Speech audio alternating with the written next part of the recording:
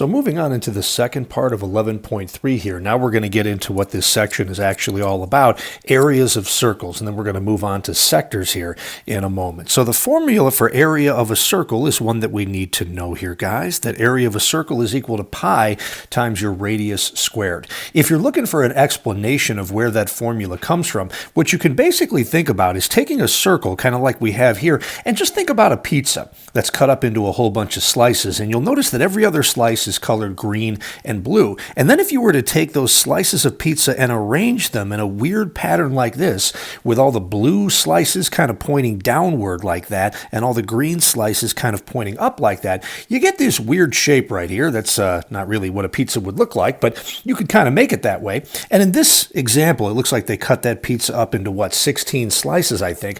And what you can see is that by putting all of those slices together, you basically form a big parallelogram, okay, something that looks like this.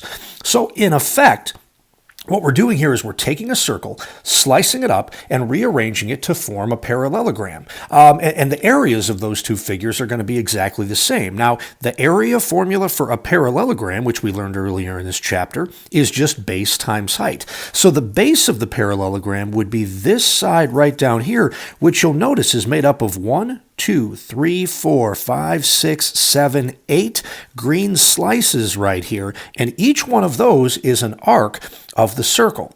So effectively, what we have on the bottom here, guys, is half the circumference of that circle. So if circumference is equal to 2 pi r, and we just wanted half of the circumference, we would just multiply this right side by a half, and just get pi times r. So that's what they're saying here. The base of this parallelogram is half your circumference, which is pi times r. And the height of your parallelogram, they've kind of realized right over here, oh, that is a radius of the original circle. So the base becomes pi times r, and the height of this parallelogram becomes r, and that's where pi times radius squared comes from for the formula here for area of a circle. Okay, so let's see it in action, guys. It's not a difficult formula to use. So in a straightforward problem like this, they give you a circle with a radius of 8 feet, and we're being asked to find the area. So step number 1, let's write out our formula. Area of a circle is equal to pi times r squared. Step 2, fill in what you know. We're looking for area now, and that's equal to pi times a radius of 8, and I'm going to include the units here, 8 feet squared. And now step 3, just finish it up here. Everything we need is there on the right-hand side. 8 squared is going to get you a 64 there. The pi just kind of tags along for the ride, so 64 pi. But let's talk units, guys. We're multiplying 8 feet, and squared means times itself. So that's really feet times feet, which is going to get you square feet now for the unit for area. Again, a lot of people want to say feet squared. That's the way we write it, but it's actually said square feet. And just like the conversation we had in the previous video with circumference or arc length, at this level, you're generally going to be asked to find an exact answer, which means in terms of pi. If the directions asked you to round it to the nearest tenth or hundredth, you could obviously go to your calculator and type that in and then write down whatever you get. But that's the exact and most accurate answer for the area of that circle, 64 pi square feet. Okay. Now, let's reverse the process as we do a lot here in geometry. Now we're being asked to find the radius of a circle with an area of, ugly number here, 76.5625 pi square millimeters. So on these problems where you've got to work backwards, this is where it's especially important to follow the process and start with the formula. Area of a circle is pi times your radius squared, and in step 2, you fill in what you know. Now we know the area here is 76.5625, and don't forget the pi. That's actually a good thing that was included there in that area. You'll see why in a second. And that equals pi times, and we don't know what r is. That's why we're being asked to find the radius, so I'll just keep that as pi r squared. Now, our third step then is to, in this case, solve for r. And the first thing we would need to do here, well, let's pay attention to order of operations. And if we think about PEMDAS, the first thing happening to r is the exponent, that it's being squared. So I could kind of put that in parentheses, but then the last thing happening to r is that it's being multiplied by pi. That then is the first thing we need to undo. So my first step would be to divide both sides of this equation by pi. These pi's on the right cancel out, and on the left, this is why I said it was actually a good thing that that pi was included there, because the pi's on the left are going to cancel each other out as well. So we just end up with 76.5625 is equal to r squared. And the last thing we have to do now to get rid of the square is we'll take the square root of the right and the square root of the left as well. And we'll get r equals, and that's an ugly decimal there, so let's try it, guys. This would be the square root of, 76.5625. Hopefully this works out nicely, and I think it does. Yeah, there we go, 8.75. Not as bad as we might have thought it was. So your radius then is going to be 8 3/4. Area was being measured in square millimeters. Now, what that actually means is that this amount right here was square millimeters, and we were taking the square root of square millimeters. That gives you just plain millimeters here for the unit on your radius. Okay, so that's how we would handle a problem like this backwards, where you were given the area and asked to find the radius. Okay, so now that we have a handle on area of a circle, this is the last thing we're going to talk about here as a new formula in this section, and that's area of a sector. Now, I didn't bother to define this for you, and I probably should have, but a sector, everybody, is this shaded, almost triangular region that I have right here. But basically, it probably would help everybody if we just thought of a sector as one slice of pizza.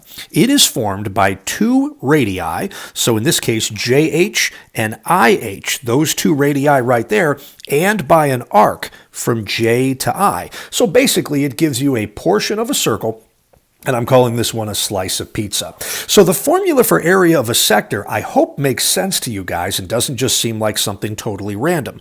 What do we have right here, guys? Pi r squared is the area of the entire circle. So, of course, that's the formula we were using on the last two problems.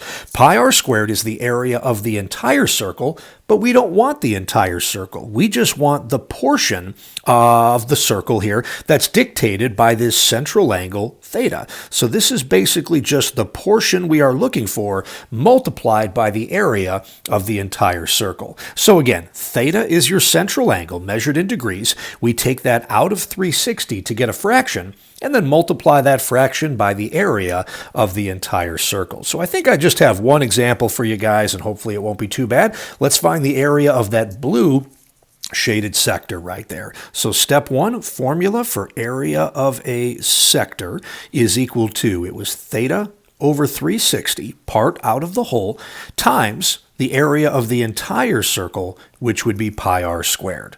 So we've got three variables in this formula: A for area, theta for your central angle, and r for your radius. And as is always the case, we better know a value to put in for two of those in order to be able to find the third. And what are we being asked to find? Find the area of the sector. So I'm not supposed to know what A is, but that means I better know the value of theta and the value of r, and both of those things are given to us here, guys. Theta is the measure of your central angle, which is 135, divided by the entire circle, which is always going to be 360, and then we'll multiply that by pi times the radius of this circle, which is right here, 4 feet, and that's going to get squared.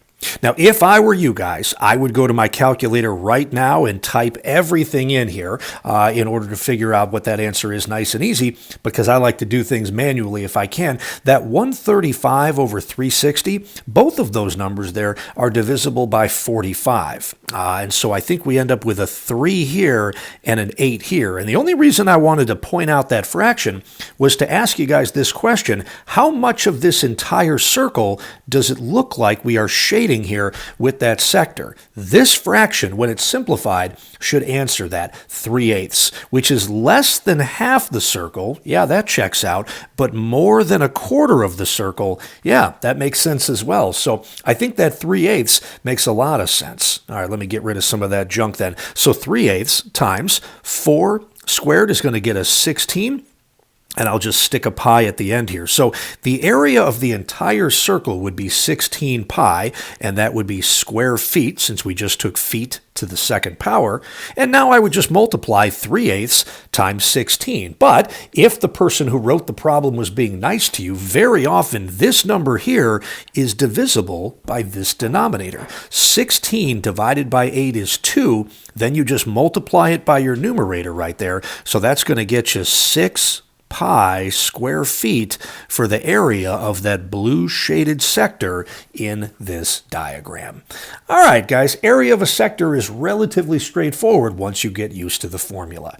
Okay, that's everything I have for you here from section 11.3. It's a tough section with multiple formulas right there, but hopefully you guys are starting to see how they're all connected. Area of a sector is just a variation on the formula for area of a circle. And the arc length formula is just a variation on the formula for circumference, and that all is predicated on us knowing our definitions right here of basic terms within a circle. All right, guys, good luck on your 11.3 homework, and let us know if you have any questions.